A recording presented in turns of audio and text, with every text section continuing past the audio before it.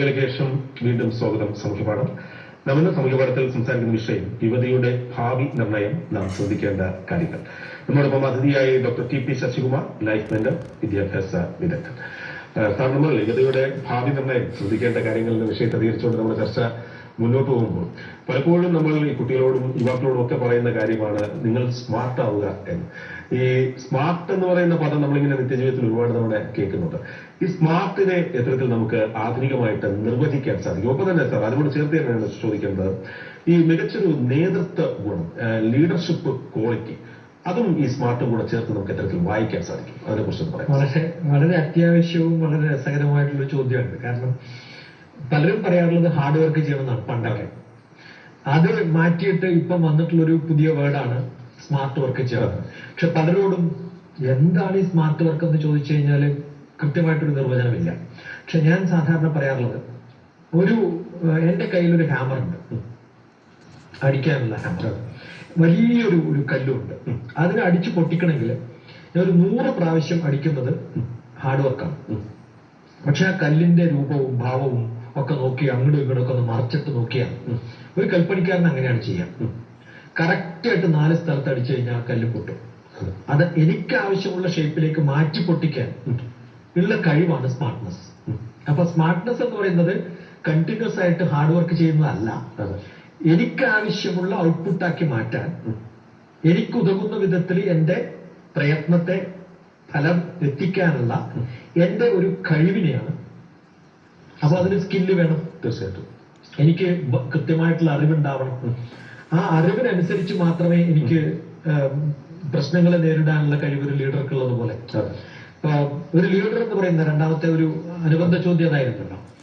എന്റെ ചുറ്റുമുള്ള എല്ലാ സാഹചര്യങ്ങളെയും കൃത്യമായി വിശകലനം ചെയ്ത് മനസ്സിലാക്കി, ആ ഒരു കല്ലിന്റെ ചുറ്റും നോക്കി മനസ്സിലാക്കി എവിടെ ഹാമർ അടിച്ചിട്ട് എനിക്ക് ഷേപ്പ് ഉണ്ടാക്കി മാറ്റണമെന്ന് അറിയുന്നത് പോലെ ഈ സിറ്റുവേഷനെ എനിക്ക് എന്റെ ജീവിതത്തിലേക്ക് ഉതകുന്ന വിധത്തിൽ എങ്ങനെ മാറ്റാൻ സാധിക്കും എന്നുള്ളതാണ് എന്റെ ലീഡർഷിപ്പ് ക്വാളിറ്റി.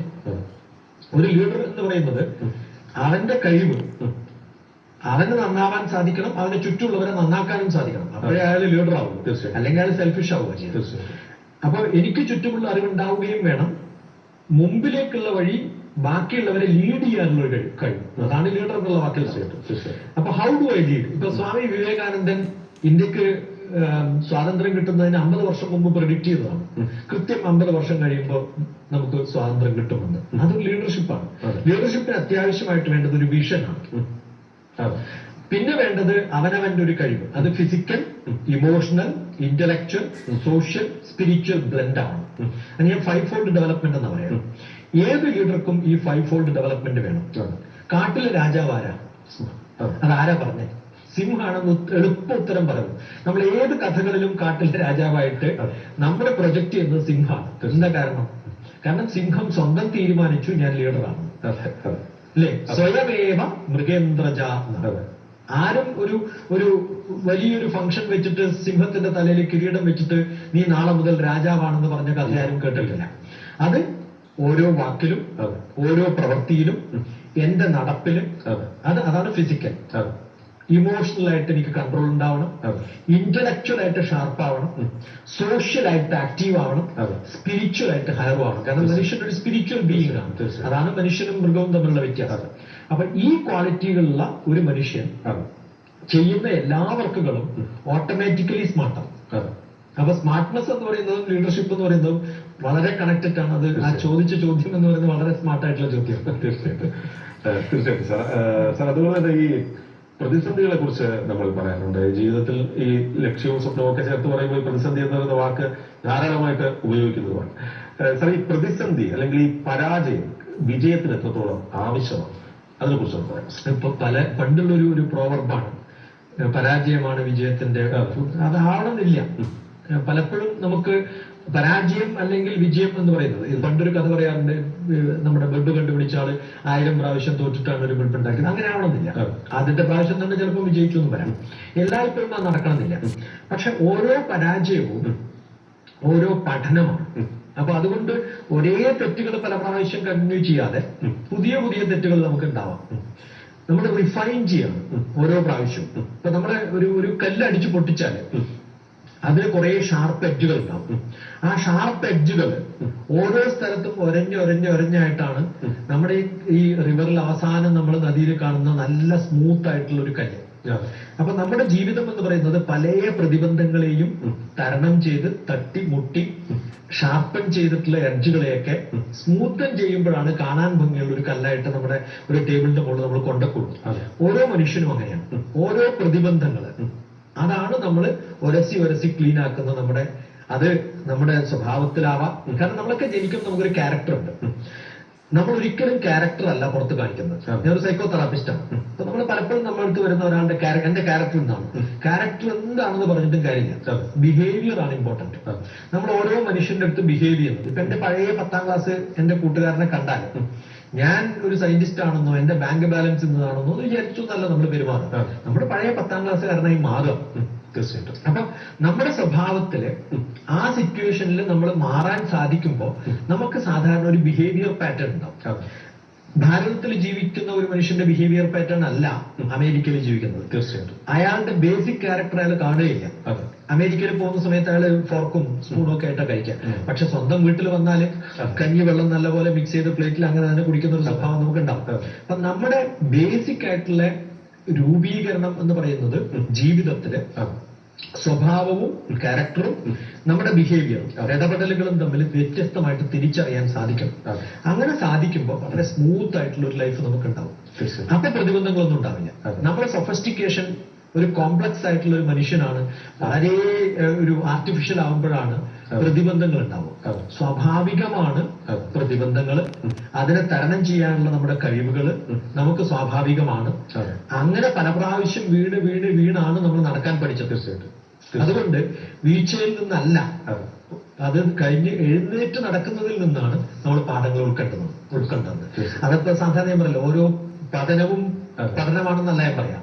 ആ പഠനത്തിൽ നിന്ന് എഴുന്നേറ്റ് നടക്കുന്നതാണ് വീണാൽ വീഴട്ടെ വീഴാത്തവനുലകിലവൻ വീണു മണ്ണിൽ കിടക്കും നാണക്കേടാണ് ഒഴിക്കേണ്ടത് പൊടിപുരളും മുമ്പ് എഴുന്നേൽക്കനല്ലു എന്ന് പറഞ്ഞിട്ടുണ്ട് പണ്ട്. അത് വീണ ഉടനെ എഴുന്നേറ്റ് നടക്കാനുള്ള കഴിവാണ് നമുക്ക് ഉണ്ടാവേണ്ടത്. അതുണ്ടായാൽ തീർച്ചയായിട്ടും എവിടെയും എത്താൻ സാധിക്കും. തീർച്ചയായിട്ടും. സാർ, നമ്മുടെ ഷോദേശം വൈൻഡപ്പിലേക്ക് കടക്കുമ്പോൾ പലപ്പോഴും പലരും പറയുന്ന കാര്യമാണ്, എനിക്ക് ഈ കാര്യം ചെയ്യാൻ താല്പര്യമുണ്ട്, എന്നെ കൊണ്ട് ചെയ്യാനും പറ്റും.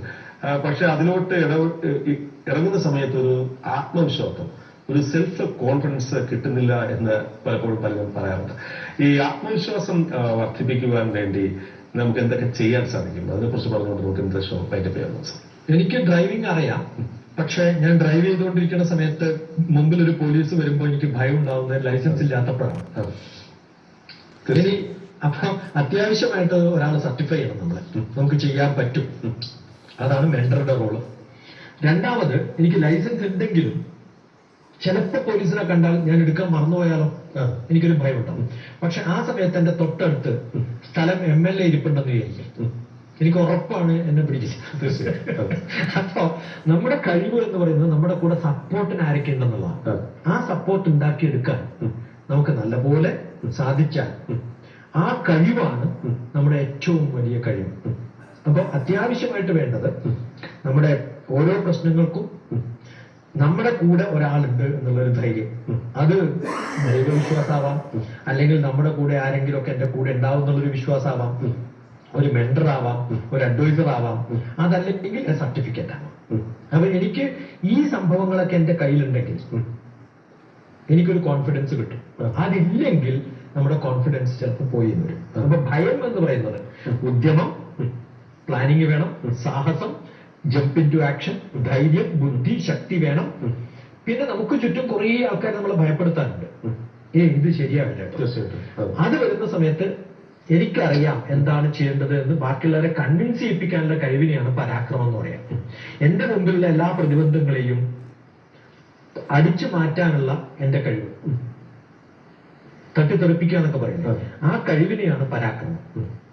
ആ കഴിവുണ്ടെങ്കിൽ ഉദ്യമം, സാഹസം, ധൈര്യം, ബുദ്ധി, ശക്തി, പരാക്രമം ഷഠേതേ എത്ര വർത്തന്തേ ദൈവം തത്ര പ്രകാശത്തം. അവിടെയൊക്കെ ഭഗവാൻ നമ്മുടെ കൂടെ സപ്പോർട്ടിനായിട്ടുണ്ടാവും. അപ്പൊ നമുക്ക് വേണ്ടത് ആ ഭഗവാൻ എന്ന് പറയുന്നത് നമ്മുടെ ഉള്ളിലുള്ള ഒരു ധൈര്യം. ആ ധൈര്യം നമ്മളിൽ ഉണ്ടാവും. അതിന് ഹൈലി ക്രിയേറ്റീവ് ആവണം. ഹൃദയ ഗുഹര മധ്യേ കേവലം ബ്രഹ്മ മാത്രം എന്നാണ്.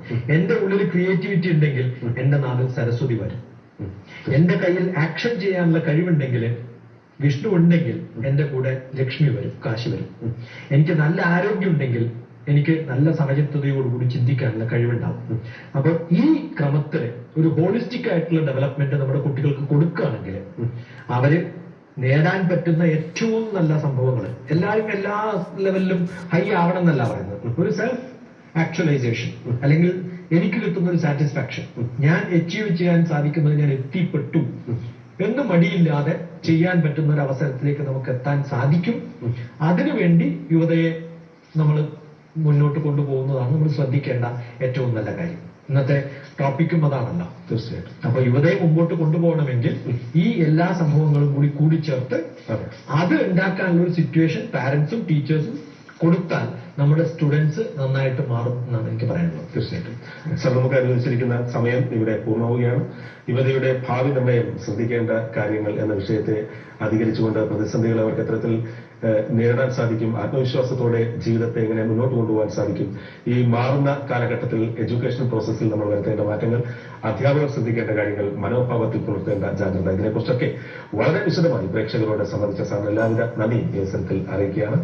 സാമൂഹ്യപാഠം ഇന്നിവിടെ ഇങ്ങനെ പൂർണ്ണമാകുന്നു. നാളെ വീണ്ടും കാണാം മറ്റൊരു വിഷയവുമായി, മറ്റൊരു ഗസ്റ്റുമായി. നമസ്കാരം.